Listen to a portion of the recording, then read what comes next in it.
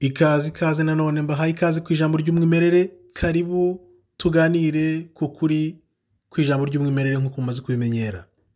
Jeremy Muhirwa, nkaba ntangiye mbashimira abakomeje kwiyandikisha muri benshi cyane, ndabashimiye n'iby'agaciro kuko mbona ko munyote ukuri mwari mwarahishwe nta handi mwagusanga atari ku ijambo ry'umwimerere. Rero uyu munsi tureba umuntu bita Elon Musk, abantu benshi bashimagiza cyane, bemera, bizereramo, batazi ibye, ese ubundi akorera nde, uramutse usanze akora satani wabigenza ute? Banza ukande like rero kugira ngo twinjiremo, kugira ngo ubutumwa bugere ku bantu benshi cyane, kuko abatazi ukuri bari mu binyoma, bari mu bitotsi ni benshi cyane. Kubw'iyo mpamvu nkakubwira nti busangiza abantu, kandi noneho kande like ubundi twinjire turebe iby'uyu muntu, ejo n'ejo bundi mutazisanga mwagiye mu buyobe ngo nimwamenye. Elon Musk ni muntu ki? Reka tubyinjiremo n'abatindiye turebe ibye, mushire amakenga, ntimuzongere kugira urujijo na ruto cyangwa mwibaze uyu muntu yavuye he, akora ibiki, byagenze gute. Tubyinjiremo rero n'abatindiye. Elon Musk akorera satani, ariko akaba ari igihanganye mu isi ku buryo abantu batabibona. Ese kuki abantu batabona ko Elon Musk akorera satani, ari umwambaro wa satani? Reka tubyinjiremo. Ikibazo cyabaza kiti, ese Elon Musk ni umuntu mwiza ku kiremwa muntu? Igisubizo ni oya, ahubwo ni umuntu mubi cyane ukora satani, akaba akorera satani mu buryo bujimije cyane, ku buryo utari mu mwuka, utari mu ijambo ntiwabisobanukirwa. Reka tuze tubirebe, tubyinjiremo. Iyo tuvuze ngo AI, ikoranabuhanga ngo rizarangiza umuntu, Elon Musk mu magambo y'ubwe arivugira ati ikoranabuhanga rizarangiza umuntu nta kabuza. Iyo yavuze atyo aba ashaka kuvuga iki? Ese hose muri ya minsi twumva ngo iminsi ya nyuma mu ijambo ry'Imana yanditse ngo muri icyo gihe iyo Imana itagabanya iminsi nta n'umwe wari kurokoka, kandi muri iyo minsi utazaba ufite ikimenyetso, umubare cyangwa izina bya nyamaswa, ntabwo azabasha kugura cyangwa akagurisha. None yavuze ngo AI, ikoranabuhanga rigomba kurangiza ikiremwa muntu, aba ashatse kuvuga iki?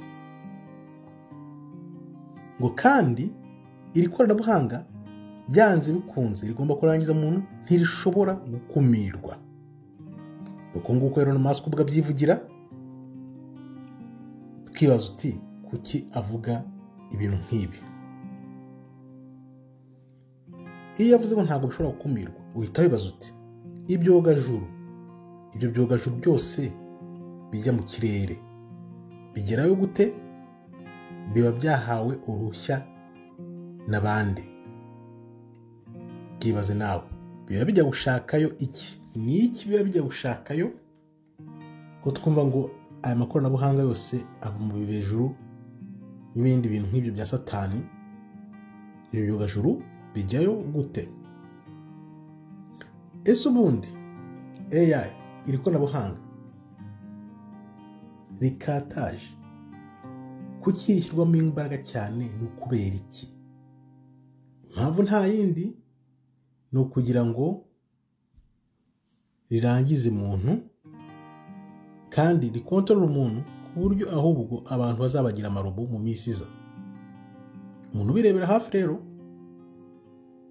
ibikeho aya makuru, nibatangira kubishyira mu bikorwa uzaba ubizi. Ziriya satelite ba Elon Musk bashyira mu kirere zibangamiye cyane ikiremwa muntu. Kubera iki?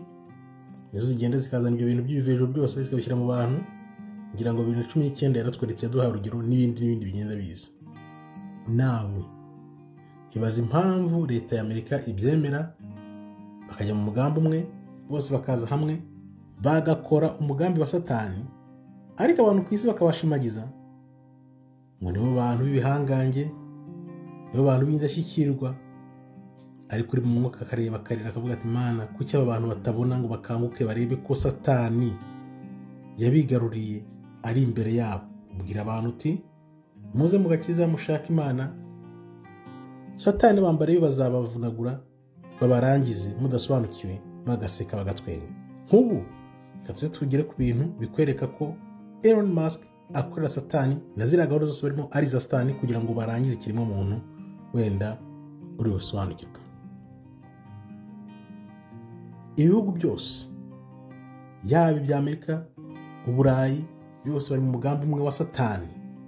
Ikigamijwe rero akaba ari uguhuza ubwonko bwa muntu n'imashini.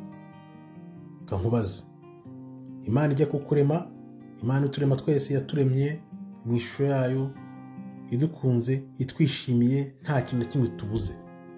Kuki umuntu yicara akavuga ati ngiye gufata imashini nshyire mu bwonko bwa muntu? Ese ibyo bintu biri mu mujyo w'Imana? Kuki Imana itabikoze n'itangiriro? Ubu ngubu abantu akaba ari bwo babona babikora. Urumva ko ni imigambi ya satani, ahubwo abantu bahamwe amaso batabona kugira ngo babyange. Uzarebe nta namwe bajya bigaragambya bavuga ngo imigambi yose ya Elon Musk n'abambari ba satani bose turayanze, wagira ngo baba barahumye amaso ntibabibona. Ibi rero bikaba bitwereka ko Elon Musk ari umuntu mubi cyane ku kiremwa muntu, ku bantu bemeye guhitamo umwami n'umukiza wacu Kristo. Urumva ko abangamiye gahunda z'Imana, ashaka kwitambika gahunda z'Imana n'ubuhanuzi, ariko ntibishoboka. Reba imigambi yose afitiye ikiremwa muntu. Ninde wigeze wumva ashaka kwinjira mu bwonko bwa muntu ngo abuhindure? Ibi bintu nta kandare nta karabarore, nta hantu byabaye. Ibaze gufata ubwonko bw'umuntu ukabusatura ngo ugiye gushyiramo ibyuma ngo bizajya bikontorora abantu. Ahubwo se ibyo ntabwo bizonona ubwonko bw'Imana yari yahaye abantu? Icyo gihe niba ushyiramo ibyo byuma uzamenya uzaba ukontororwa nande. Kandi Imana iguha ubwo bwonko bwawe yabuhaye bwuzuye, budacagase, bwuzuye neza, bukora neza, utekereza neza, umeze neza. Ibyo bavuga ngo bagiye kongereramo ni bizakunangura ahubwo. Iyo rero ubonye ukuntu abona ubogeza Elon Musk ngo ni indashyikirwa, ngo yakoze ibintu byinshi bikomeye cyane, ugira agahinda ukibaza ati Imana koko ijambo ryawe koko ni iry'ukuri. Wibuke benshi bazakurikira imigambi ya satani bapangirwa batabizi, nibyo bizabajyana mu irimbukiro kubera kutamenya. Nk'uko tubisoma muri Hoseya 4:6, ubwoko bwanjye burarimbutse kubera kutamenya. Abantu bazigira abantu ibindeba, satani akora ibintu amanywa nijoro. Ngatekereza igihe Elon Musk yaziye, abantu bakaba batari bajya mu mihanda ngo bavuge bati uyu muntu ari gukora ibintu bya satani. Urabona ko ni kwa kundi satani yigira marayika w'umucyo, kumbi kugira ngo abanangura abantu. Urabona ko ijambo ry'Imana kuko ni ijambo ry'ukuri. Ari gihe tujye twibaza tuti, tukanatekereza kuvuga ati wenda satani nazakora imigambi ye izajya ku karubanda ku mugaragaro, abantu bose babibone, birinde. Ariko iyo usomye ijambo neza ukarisesengura, niyo mpamvu Imana itubwira ngo satani yigira marayika w'umucyo.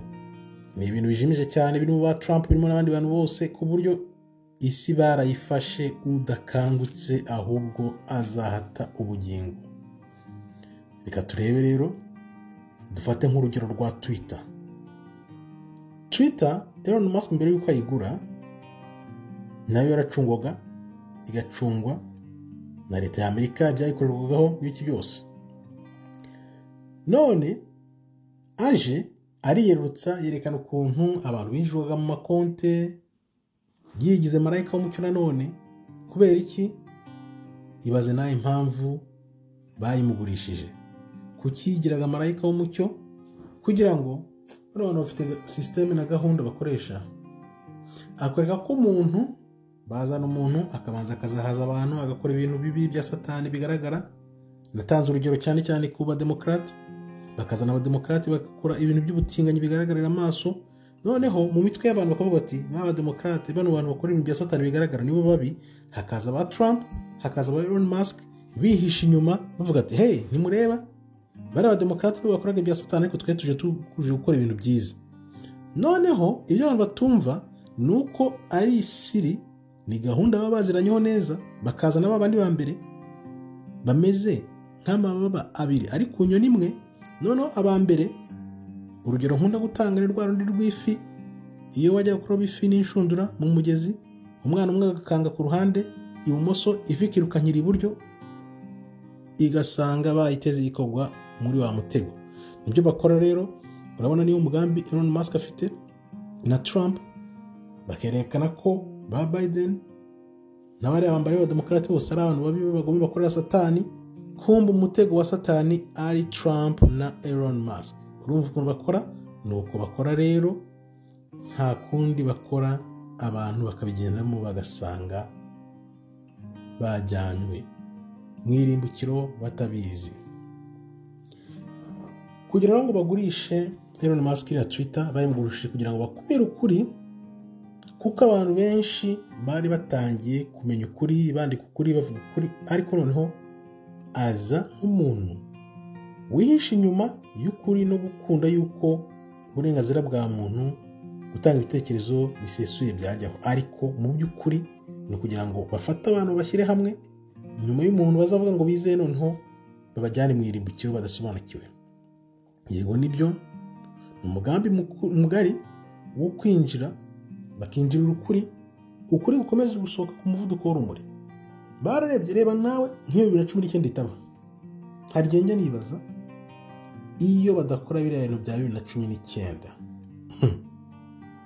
isi yose ubu ngubu kabisa yari kuba yarakiriye agakiza kera. Ariko barabirebye kuko bazi igihe satani ashaka iteka kugenda mbere y'ibihe, agasanga Imana iri ku gihe. Biriya bintu bya 19 ibyakurikiye, ibyo bari guteza hirya no hino, ibyo bakora byose bazi ko igihe cyabo kibaze. Niyo mpamvu barabuze bati tutabikoze 2019 turaba turangiye, birangiye. Kavuga uti rero bikaba rero bigamije gukwirakwiza ikoranabuhanga ahantu hose kugeza basohoje ibyahishuwe. Ijambo ry'Imana rirakubwira ngo muri iyo minsi ya nyuma satani azafata isi ayigarure, kuko nta n'umwe uzemererwa kugura cyangwa ngo agurishe adafite wa mubare, ikimenyetso cyangwa n'izina bya ya nyamaswa. Ibyo tuzi ariko tumaze kubona bigaragara. Ndaguha urugero. Satani ashobora gukora gahunda zose agashyira mu bantu bose, ariko ntihabura uvuma akavuga ati no ndabyanze, kandi ntacyaba. 2019 abantu barabyanze, ntacyo babaye. Ni ukuvuga ngo na biriya bintu bazazana by'umubare, ikimenyetso n'izina bya nyamaswa, benshi tuzabyanga, kuko Imana yanditse ngo uzihangana akageza ku munota wa nyuma uwo niwe uzakira. Umunyabwenge rero, umunyabwenge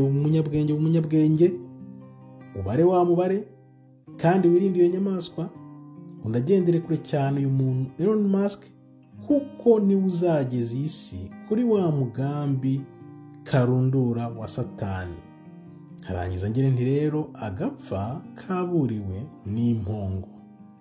Tandukanye n'ibyo bakora, ibyo bakwereka ngo ni byiza, ahubwo bikujyana mu irimbukiro mu cyayenge. Ngayo nguko rero tukaba tubameneyeho abiri.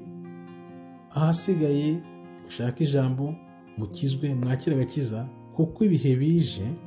Urebye ukuntu kugeza uyu munsi abantu batarabona ko Elon Musk n'abari aba Trump n'abandi bose bakorera satani bazajyana abantu mu irimbukiro, birababaje. Urumva ko nibagera kuri wa mugambi wabo basoje ibintu byose, benshi bazisanga barafashe wa mubare, izina n'ikimenyetso bya nyamaswa bizabajyana mu irimbukiro y'ubugingo buhoraho iteka ryose. Ibaze nawe uko bizaba bimeze kuri uwo munsi. Wakavuze uti Mana, nyereka inzira yawe, nkorere inzira yawe, njye mu nzira zawe, nkore ugushaka kwawe, nkunda ukuri, sangiza abandi ukuri, kuko ukuri niko kuzabatura abantu, kukabavana ibuzimu kabazanira umuntu. Urakoze rero, Imana ikomeze barinde. Shalom, shalom, shalom.